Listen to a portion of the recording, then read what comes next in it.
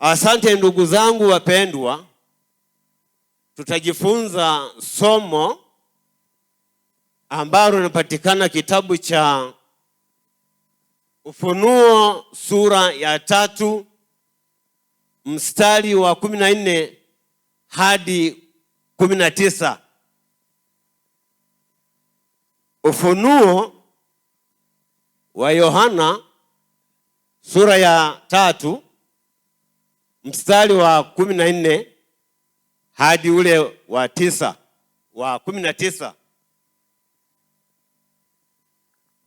Ni yule mzee ambaye macho yake yanaona vizuri, kwa niwe razi napohama. Hapa natafuta ni mwanga. Bwana Yesu asifiwe. Maandiko yameandikwa hivi: na kwa malaika wa kanisa lilioko Laodikia andika, haya ndiyo anenayo yeye aliye Amina, shahidi aliye mwaminifu na wa kweli, mwanzo wa kuumba kwa Mungu. Na yajua matendo yako ya kuwa hu baridi wala hu moto. Heri kama ungekuwa baridi au moto. Basi kwa sababu una uvuguvugu, wala hu baridi wala moto, nitakutapika utoke katika kinywa changu. Kwa kuwa wasema mimi ni tajiri, nimejitajirisha, wala sina haja ya kitu, nawe hujui ya kuwa wewe umnyonge na mwenye mashaka na masikini na kipofu na uchi. Nakupa shauri, ununue kwangu dhahabu iliyooshwa kwa moto, upate kuwa tajiri, na mavazi meupe upate kuona,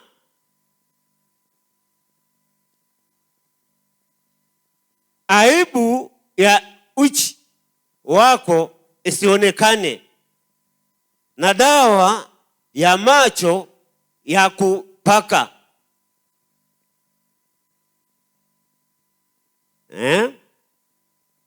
ya kupaka upate kuona. Wote ni wapendao mimi na wakemea na kuwarudi.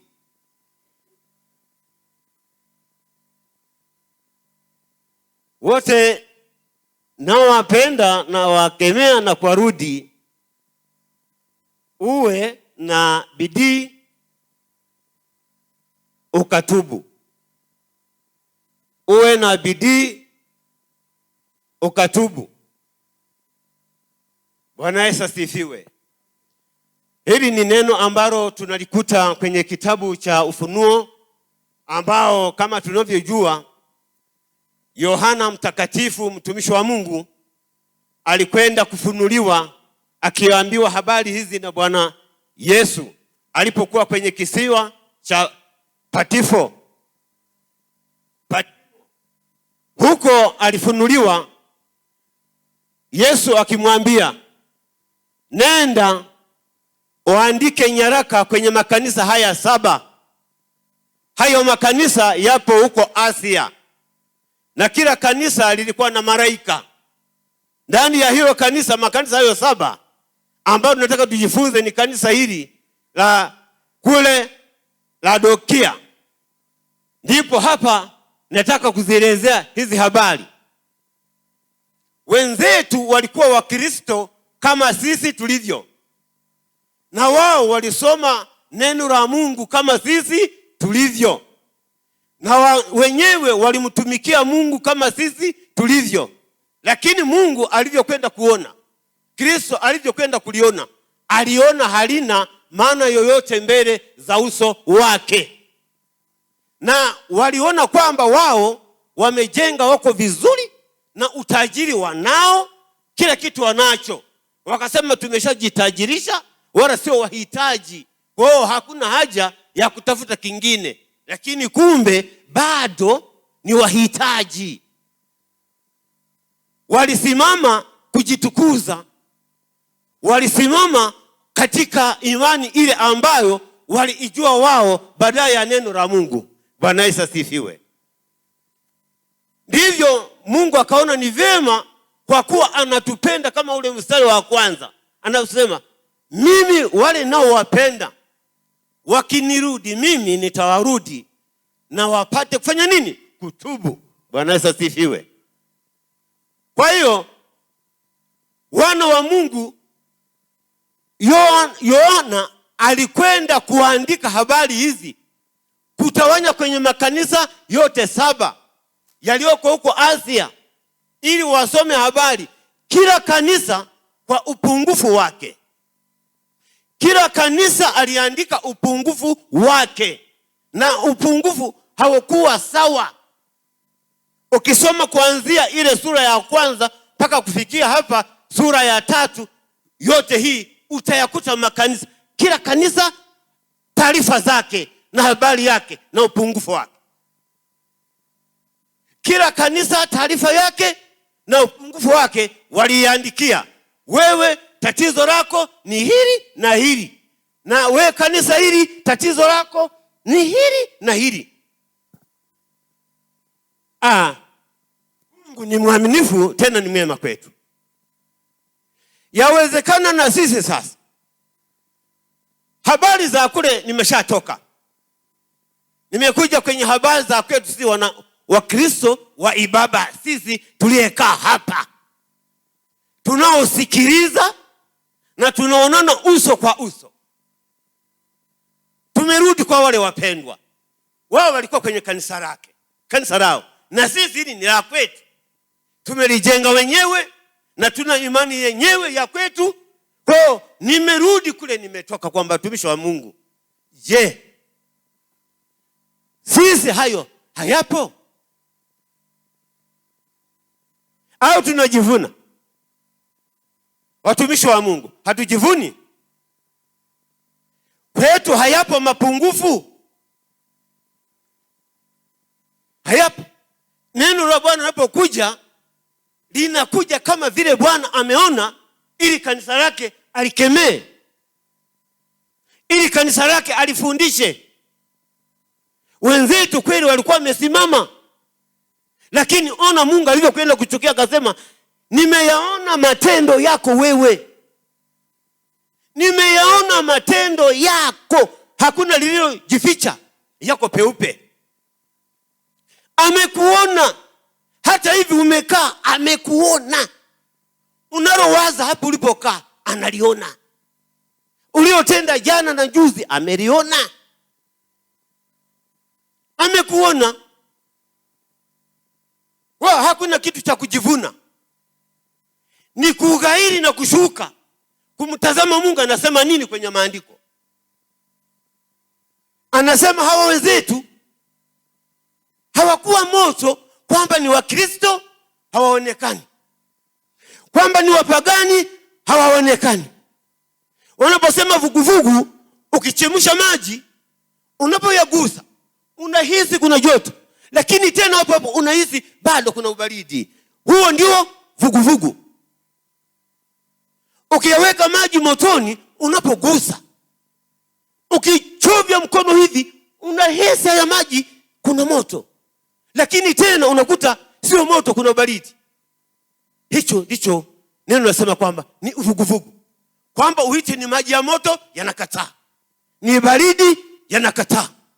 Kwa anasema nitakutapika, kwa sababu huko eneo. Ungekuwa mpagani, ningekuhubiria injili upate kupona, ningekurudisha. Ungekuwa moto, ningekubariki, kwa sababu bado unanijua Mungu wako.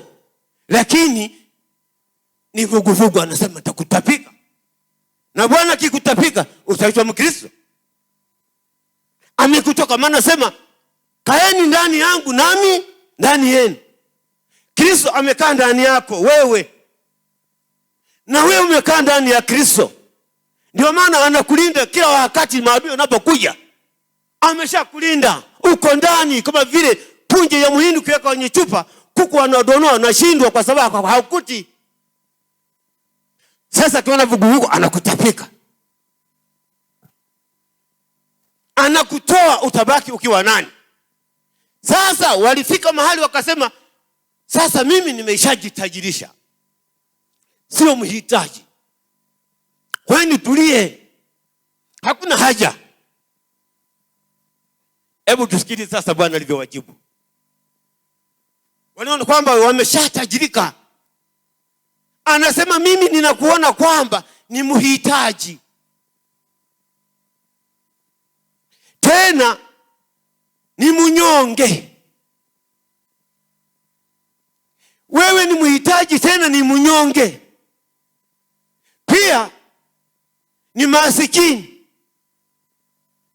tena ni kipofu, tena uko uchi, huna chochote. Bwana Yesu asifiwe. Bwana pewe sifa. Pamoja na utajiri ulionao, Mungu anavyokuona ndivyo hivyo. Anakuona kwamba huna chochote, ni masikini tena ni mhitaji. Ijapo nasema mimi ni tajiri, nimejitajirisha, lakini anasema kwamba wewe bado ni mhitaji. Ni kwa sababu hujui. Ndio maana nasema kwamba mimi nimejitajirisha. Ungejua basi ungetubu. Mungu nisamehe. Bwana asifiwe. Mungu nisamehe kwa haya ninayokufanyia. Hakuna aliye mkamilifu pasipo neno la Mungu. Ukiliacha neno la Mungu nje, sio mkamilifu. Usipokubali maneno ya Mungu, sio mkamilifu, ni pungufu. Na Bwana yuko tayari kutapika. Akutapika, basi umekuwa mpagani pure. Neno la Mungu hata kuwepo kwako. Sasa leo nakurudi nasema, mwanangu, hebu nunua kwangu sasa utajiri. Nunua kwangu utajiri, dhahabu ambayo ni safi, imesafishwa kwa moto. Ununue vazi lako liwe safi, usitiri uchi wako usionekane. Na macho hayo ambayo huoni ni upofu, yafumbuliwe. Utapewa dawa ya kupaka. Dawa ni neno la Mungu, ni neno la Yesu Kristo. Bwana asifiwe. Kuna upofu, watu hawaoni wapendwa. Mimi niliposoma habari zikaona ni hakika. Upofu upo. Tunaimba na kucheza, tunafurahi, tunaruka, lakini ndani hatujioni kwamba kuna upofu. Kuna upofu. Nitaendeje kuimba mtumishi wa Mungu ambaye nimeimba, nimecheza, nimepiga kigeregere na nimefurahi, nimepunga nguo zangu juu na leso, leo naenda kuimba? Si upofu, ni kipofu. Nimehudhuria ibada miaka yote. Mtumishi wa Mungu umekuja kila siku, umeimba, umetoa sadaka, unaenda kumsengenya mwenzio. Si upofu. Yesu anasema ni upofu. Ijapo unaimba, unatoa sadaka, ni upofu. Anasema rudi. Yeye kwa kuwa anampenda Bwana anasema kwa wale nao wapenda ninawarudi. Lakini wafanye bidii ya kutubu. Nenda tubu. Unaona mwana wa Mungu? Nenda fanyaje? Ni mtumishi wa Mungu, ni Mkristo. Nimeshabatizwa. Ninatumika vizuri. Hata mchungaji anasema, mwanangu, hebu fanya kazi hii na kubarikiwa. Ninatoka mimi mwenyewe naenda kufanya mambo ya ovyo, ya anasa za huko duniani. Siku moja nikawa nijifunza, nikasema, jamani, sijui kwa nini. Unajua hekalu hivi, kanisa ni nini? Hivi tunaelewa neno kanisa jamani? Kanisa ni jengo hili eti? Aha, umejibu vema, mbarikiwe na Mungu. Kanisa ni mimi. Mimi hapa ni kanisa. Wewe hapo ni kanisa. Ulipokaa hapo wewe ni kanisa. Kwa kanisa sio jengo hili. Sio jengo hili anakuambia wewe kanisa, kwamba kanisa, hebu chunguze kwako, ninayajua matendo yako yote. Siku zote ulizoishi, achana na watoto wadogo. Kuanzia miaka 18 unapopata kipa imara hapa, umetoka mikononi mwa wazazi, umeanza kujitegemea. Hapo tathmini yapi ulioyafanya wewe kanisa, ambao Mungu amekuleta duniani. Wewe ni kanisa. Sasa kanisa, unatoka kwenda nje, watu wanahubiri neno la Mungu, jamani msifanye maovu haya, lakini umeshupaza shingo kwa sababu ni matajiri, na upofu wao wanaingia kwenye maeneo mengine ambayo hayahusu. Sio kwake natumbukia kwa sababu haoni vizuri. Upofu umewajaa. Neno la Mungu nalisikia, lakini halitendee kama inavyopasa halitendee. Ni kwa sababu gani? Huwezi kumroho. Ni kipofu. Kipofu asipokuwa na wa kumuongoza, popote pale anaingia. Hata shimoni anaingia. Kwa sababu umemwacha Yesu. Kwa sababu hujaona Yesu, umekuwa kipofu. Chochote kile utakifanya. Bwana asifiwe. Kwa sababu hakuna kulinda. Vijana hapa watakatifu, watoto wetu mnapendeza, tena safi. Hakuna aliyevaa hapa suruali. Wanaogopa. Wanasema hapa ni kanisani, kumbe kanisa ni yeye. Akifika huko nje anavua haya mavazi mazuri ya heshima, anakwenda kuweka suruali yake, basi anajining'iniza. Ameshaliondoa kanisa. Kwani usivae hapa? Kuna nini? Msiogope hili jengo, ogopa Yesu Kristo ambaye amebeba uhai wako. Hiyo pumzi unayopumua ni yeye. Akiminya umekwisha. Na huyo muogope. Msiogope utumishi wa Mungu, hawa wameletwa kwa ajili ya kufundisha. Tuwashike wanaoyasema. Msiogope. Yashikeni wanaofundisha. Wanasema acha kuvaa hivi vimini, acha kuvaa suruali, usivae.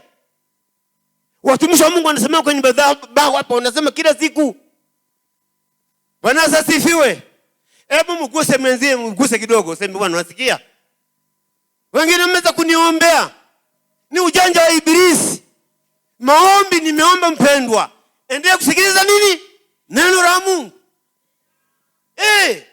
Usiniombe, shetani mjanja. Na hautakumbuka kwamba maombi gani nilikuwa nimuombea alipokuwa pale mbele. Kwa sababu uko kuomba huko hakuna kusikiliza. Kwa hiyo naomba vijana wetu, watoto wetu, kitu cha kwanza, jitajirishe kwa Yesu. Anasema anayajua matendo yako. Taarifa zako zote nazo. Na kwamba yote unayofanya anayajua. Na unachowaza saa hizi anakijua. Ndio maana anasema mimi ninakupenda. Amekupenda, amekuleta kwenye hekalu lake. Ili sikilize neno lake upate kupona. Bwana asifiwe. Muogope Mungu. Msiogope wazee. Wazee hawana mbingu ya kupeleka. Wala mchungaji hana mbingu. Hana. Wala askofu hana. Ni Yesu pekee. Ukibeba sawa sawa kwenye maisha yako, utaona utukufu wa Mungu. Lakini ukiweka legerege, unaogopa wanadamu badala ya Mungu, basi umeisha. Kwa wana wa Mungu tusimame, neno litakaza kwamba hebu tufanye bidii kuomba toba. Fanya bidii kuomba toba. Usijitukuze na mali ulizo nazo, zinakupoteza. Usitamani mapato ya aibu, yanakupoteza. Unapoteza maisha yako kwa ajili ya tumali tudogo. Eta kina mama wakupe 10,000. Ni wewe yo ukudunza si utatoa mali kudunza Rwanda. Na unatembea vizuri tu. Unataka utajiri. Ununue na sijui wanasema nini? Sini aibu. Aibu. Aibu wapendwa. Hako Kamaru uliko nako hakusaidii chochote. ni taabu tupu. Yesu anasema wewe ni kipofu, huoni. Ndio maana popote pale unaparamia, watoto wa shule unaparamia, watoto wadogo wanaparamia, mahali popote unaparamia. Nikashangaje jana kwenye taarifa, kuna jamaa moja alitaka mali ya haraka haraka. Hivi upendo umeenda wapi ndugu zangu? Huko wilaya ya Chunya, mtu wa Mungu amewatoa watoto wake watatu kwenda kuchunga mifugo. Kwa kuwa watoto wadogo kuanzia walia mkuu mkubwa ni miaka 8, mwingine miaka 6, mwingine miaka 4. Akaenda kwa waliko, akaona ng'ombe huyu jamaa na ng'ombe nzuri nzuri. Sasa yeye mfuko hazimo. Kamata mtoto wa kwanza kanyonga akaua. Wa pili akaangalia, kamata wa pili akanyonga akaua. Akaenda wa tatu akanyonga akaua. Akazoa ng'ombe wote. Ni utaji. Huruma ya kwamba hawa ni wanadamu kama mimi. Je, mwenzangu watoto wake wote watatu ningekuwa ni mimi? Uchumi wa haraka haraka, lakini yuko nguvuni, bado hajara. Na ng'ombe hao swaga ng'ombe 15 akauza kwa shilingi milioni 3. Hajara zipo nje, yuko ndani. Kijana wangu, wanakudanganya kwa chips. Wanya kitu kidogo hivi. Ewe fikiria chips jamaa, hapa zipo hapa. Mama napika jamani, ameweka na kibanda hapo. Wewe ukiona kiu mama unaweza kawanyima. Wamekuja kutulea hawa kiroho. Nenda mama, nahitaji nini? Chips. Na hata kudai kwamba lipa. Ukimkuta mtumishi wake kuona hutaelewana, kimbia kwa mama atakupa chips. Vitu vidogo. Bwana asifiwe. Neno linasema kwamba tutubu. Tufanye bidii kutubu. Kila mtu eneo la kwake. Bwana bariki maneno yake.